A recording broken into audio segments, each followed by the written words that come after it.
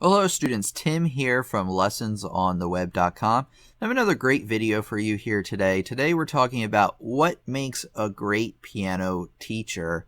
Now this isn't like everything I think that makes a great teacher, but I just kind of did some thinking about my own teaching and really why I think that I am a successful teacher, and a modest one of course. But I know I'm a successful teacher because obviously people tell me how much they learn, I see how much they learn, and students recommend me all the time. So I really just kind of thought about my own teaching and probably why a lot of people recommend me to their their friends and their family and things like that, and why I am able to keep them as students. So this might be helpful if you're an aspiring teacher, but I think there's also a lot of helpful tips here for those of us who are learning. Probably even more tips for those of us who are learning. So when you are looking for a good piano teacher, there's a lot of things to look for. The first thing I want to tell you, though, is to go over to my website on the blogs page, blog and articles page, and you can find an article called Top 5 Questions for Your Online Piano Teacher. And it covers some of the very basics of things you should ask your teacher. Things like how long have they been teaching, whether they have a degree or things like that, or what their special accomplishments are. The actual qualities that make a great teacher is what we're going to talk about today, a little bit more in depth. But I highly suggest you check out that article because it will kind of help you get in the right mind frame for what we're talking about today. Okay, now we're going to talk about what actually makes a great piano teacher. And there's a number of things that I kind of thought of, like almost attributes that I think a good piano teacher should have. It's not all about the knowledge, believe it or not. Knowledge obviously is listed here as an important thing, but it's really not all about that. You think, oh, well, the person who knows the most is certainly the best teacher, right? Well, in some cases, sure, but a lot of cases not. Honestly, if they lack these other things, they're not going to be a great teacher, even if they know everything. Like, even if they're an amazing pianist, they might not be that great of a teacher if they're missing other qualities. So one of the biggest qualities, I think, especially with teaching younger students, but even adults have a lot of problems that come up. So it always requires, the first thing here is patience is the big one. I think this is one of the biggest things, honestly. How well do you as a teacher respond when things do not go your way is a big thing. Like everybody, I think, most people at least can keep it together if, the student's performing really well, they've been practicing a lot, they just get it, they just get the topics right away. But what about when they don't? And what about if they're small children and, they're obviously developing, and some are further along than others, some are older than others. So how do you deal with that? How do you deal with when things aren't going your way?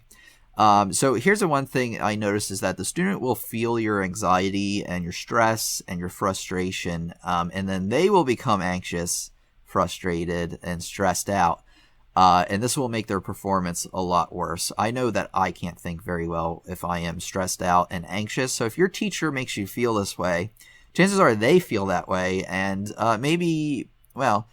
it's up to you whether you want to look for a new teacher. But honestly, if they don't make you feel good about playing music, maybe you want to look for somebody different. Like I said, they can have all the knowledge in the world, but if they're not patient with you and they don't make you help you believe anyway, that music is a positive thing, learning piano is a positive thing, then, maybe they're not the teacher for you. Maybe they would work better with somebody else. But that's totally up to you how important you think patience is. I think it's very important.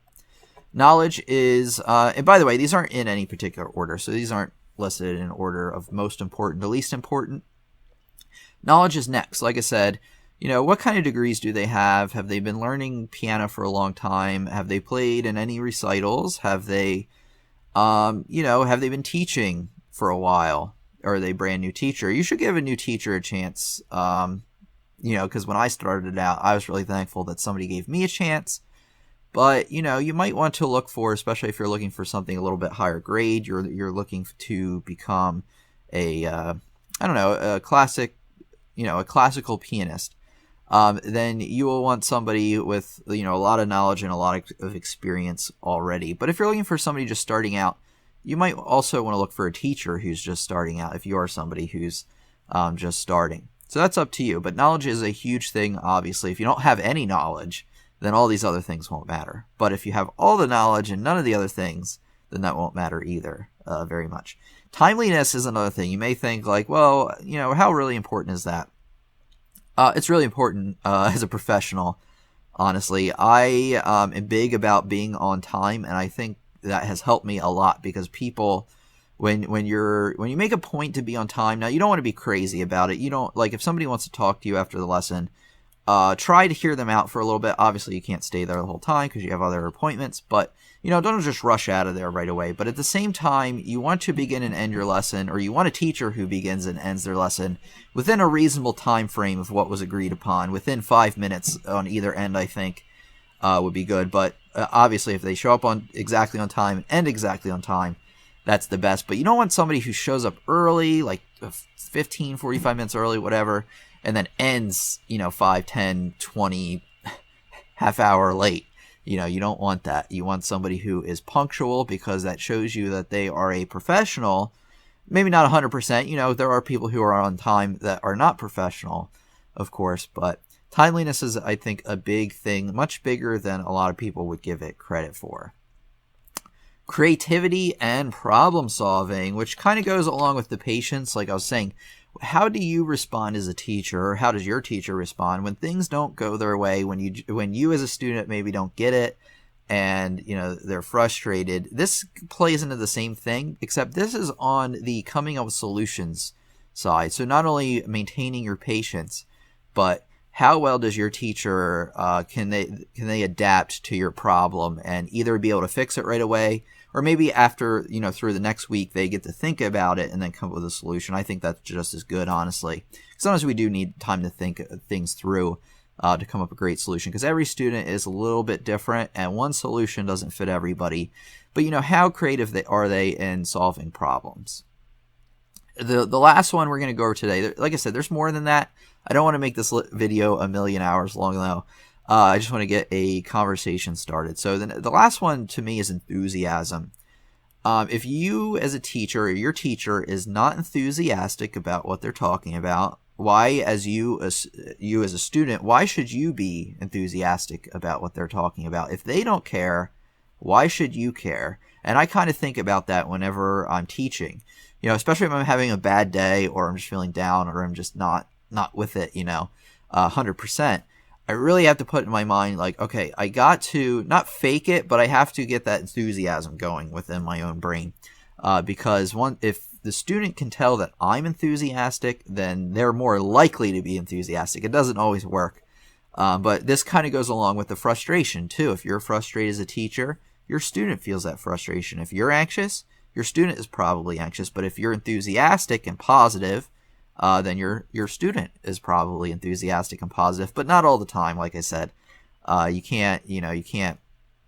Some students, it's just kind of a mismatch. You might either get a teacher who's a really good teacher and your personality doesn't line up. That happens all the time. Or you're a teacher and you have a student and your personality doesn't quite line up. And you try your hardest to reach that student, but maybe they work better with another teacher. That teacher might not necessarily be more qualified than you, but they just work better with that student. So always consider that when you're learning piano or you're teaching piano, whether the relationship you have with your student or your teacher is working. Sometimes you can have a great one or the other, and it's just not working out. People know this, especially in the relationship world. Sometimes things work out, and sometimes they don't. The same is true with a student-teacher kind of relationship as well. So these are I didn't even count them, I think there are 5 things listed here. Yeah, 5 total topics we talked about today. One thing I want to know is, what are your thoughts? Leave them in the comments, or go to my community page, lessonsontheweb.com/community. I'll put the link in the description. And let me know your comments, your questions on this topic. What are your main 5 points or a few points or things you'd like to add? What are your things that in your mind make a great piano teacher, or just make a great teacher or mentor in general? Are there things I forgot about? Are there things you want to elaborate on? Or are there things that you think I'm wrong on? That's okay too. Just be nice. Don't be mean. But I can take criticism if you think I am wrong. But like I said, just be professional about it. I will be professional with you if you're professional with me. I'll try to be professional with you anyway, because that's kind of how professionalism works. But, so just let me know what your comments and questions are. And bring them, if you want. Also, you can submit your questions ahead of time, or bring them to the live stream on March 4th, Friday, March 4th at 8 p.m. Eastern Standard Time. You can find the link in the description. You can also find it on the community page. So if you're really into this kind of stuff, you like this, go to my community page and also sign up for my newsletter, because you will get a reminder when it's coming close to the live stream to attend. So thanks as always for listening. I think it's been a great, I was going to say discussion, but it's really been all on my end. But I really like sharing my thoughts on this kind of stuff with you. And I hope that at least most of you like it in exchange. I know some of you may prefer the traditional lessons, and don't worry, they will be peppered in here throughout the year, but I love this topic stuff. So anyway, let me know your thoughts, and I'll talk to you in the next lesson. This has been Tim from Lessons on the Web. Have a great one. Check out my website, by the way, and I'll see you for the next lesson. Thank you. Well, hello there. Why not spread the joy of learning piano by sharing this video with your friends and your enemies? And while you're at it, you should subscribe, because there's more piano lesson goodness on the way.